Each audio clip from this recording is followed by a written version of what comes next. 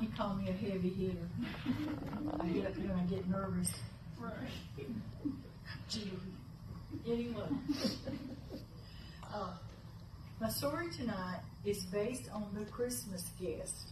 It was a song by Louis Jones, or most people knew him as Grandpa Jones, and Bill Walker. It happened one day near December's end. Two neighbors called on an old-time friend and found the shop so meager and lean, made gay with 1,000 bows of green.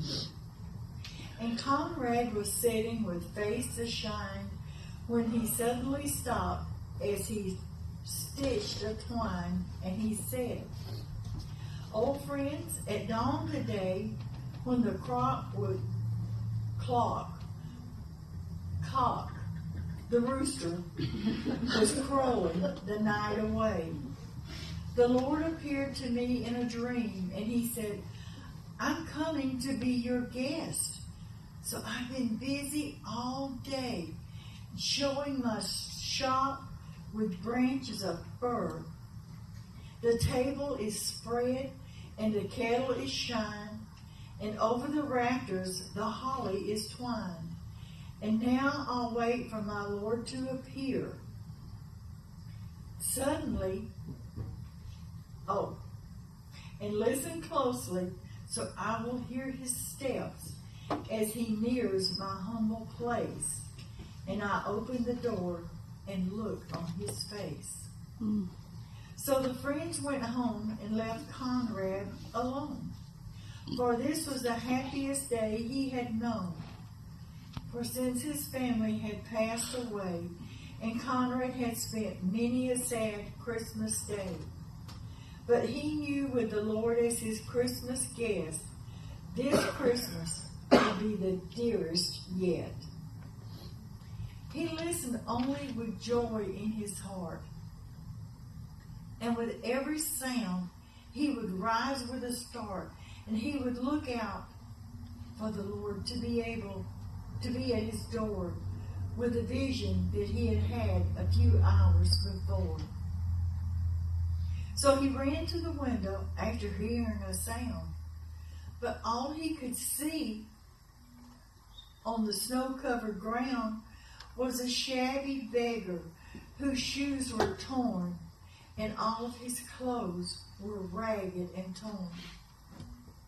But Conrad was touched as he went to the door, and he said, "Your feet must be frozen and sore.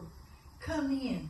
I have some shoes in my shop for you, and a coat that will keep you warmer too." So with a grateful heart, the man went away. But Conrad noticed the time of the day. He wondered what made the Lord so late, and how much longer would he have to wait? Then he heard a knock at the door. He jumped and he ran to the door. But it was only a stranger once more, a bent old lady with a shawl of black and a bundle of kindling piled on her back. She asked for only a place to rest, but that was reserved for Conrad's guest. But her voice seemed to plead, "Please don't send me away. Let me rest for a while on this Christmas day." So Conrad brewed her a steaming cup and told her to sit at the table and sup. But after she had left, he was filled with dismay, for he saw that the hours were slipping away. And the Lord hadn't come as he said he would, and Conrad felt sure that he had misunderstood, when out of the stillness he heard a cry. "Please, please help me and tell me where I am." So again he opened his friendly door and stood disappointed as twice before. It was only a child who had wandered away and was lost from her family on this Christmas day. Again, Conrad's heart was heavy and sad, but he knew he should make this little girl glad. So he called her in, and he wiped her tears, and he quieted her childish fears. Then he led her back to her own home once more. But as he entered his own darkened door, he knew that the Lord was not coming today, for the hours of Christmas had passed away. So he went to his room and he knelt down to pray, and he said, "Dear Lord, why did you delay? What kept you from coming to call on me? For I wanted so much to see your face." When soft in the silence he heard a voice, "Lift up your head, for I kept my word with thee. 3 times my shadow crossed your floor. 3 times I came to your lowly door, for I was a beggar with bruised cold feet. I was the woman you gave something to eat, and I was the one on the homeless street. 3 times I knocked, 3 times I came in, and each time I found the warmth of a friend.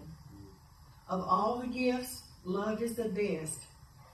I was honored to be your Christmas guest." Wow. He listened only with joy in his heart, with every sound. No, wrong page. Okay. So, moral of this story is,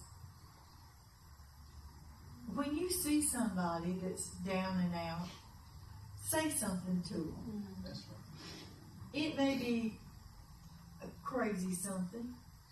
I saw a guy the other day, had on a Georgia shirt, but he looked kind of down and out. And I went up to him and I said, "I'm from Tennessee, and I've been talking about you." And he looked up at me, and he smiled, and he said, "I bet what you said was good." The smile that came on his face was worth it. Amen. It doesn't matter who you see. If you think they need some help, give them some help. Who knows what you have to say is what they need to hear. You may be their Christmas guest and not even know it. That's right. Amen.